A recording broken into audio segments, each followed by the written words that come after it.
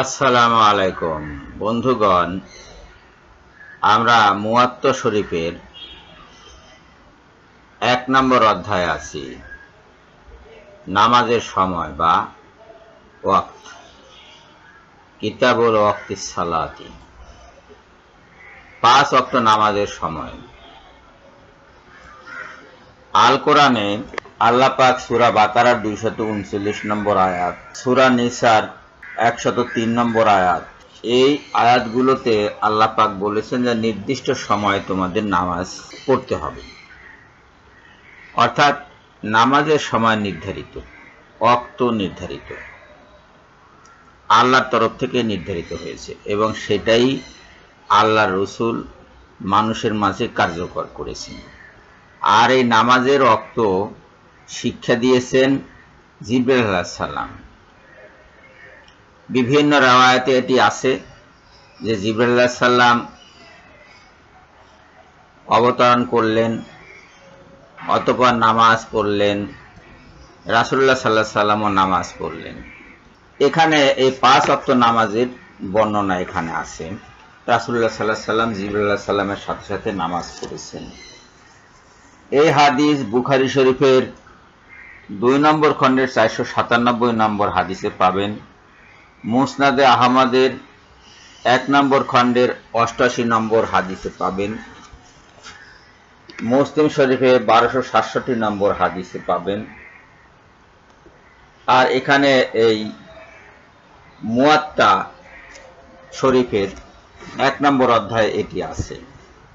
যারা মনে করেন যে নামাজের ওয়াক্ত নির্ধারিত নাই, তারা ভুল করবেন। কোরআন দেখে দেখে যারা মনে করেন যে কোরআনের বাইরে এক পাও দেওয়া যাবে না, তারা ওই আয়াতের জবাব দিন যে আয়াতে আল্লাহ পাক বলেছেন নামাজ নির্দিষ্ট সময়ে সম্পন্ন করতে হবে। তা সময় তো নামাজের যে সময় সেটা কোথায়, সেই সময়টা নির্ধারণ করেছেন আল্লাহ পাক জিবরাইল আলাইহিস সালামকে পাঠিয়ে, রাসূলুল্লাহ সাল্লাল্লাহু আলাইহি সাল্লামকে শিখিয়ে।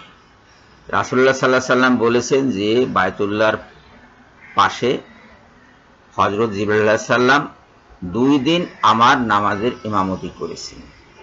প্রথম দিন তিনি নামাজের শুরুর ওয়াক্ত দেখিয়েছেন, দ্বিতীয় দিন তিনি নামাজের শেষ ওয়াক্ত দেখিয়েছেন। এর মধ্যবর্তী নামাজ হলো, মধ্যবর্তী সময়টা হলো নামাজের ওয়াক্ত।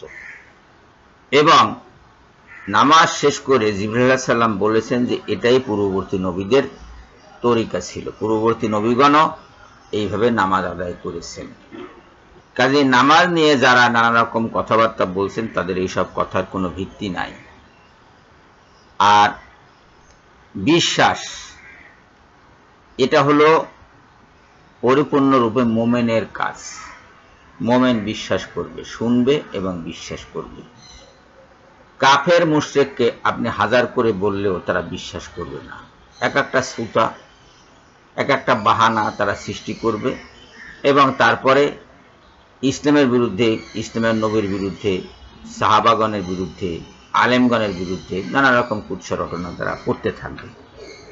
তাদেরকে ছেড়ে দিন।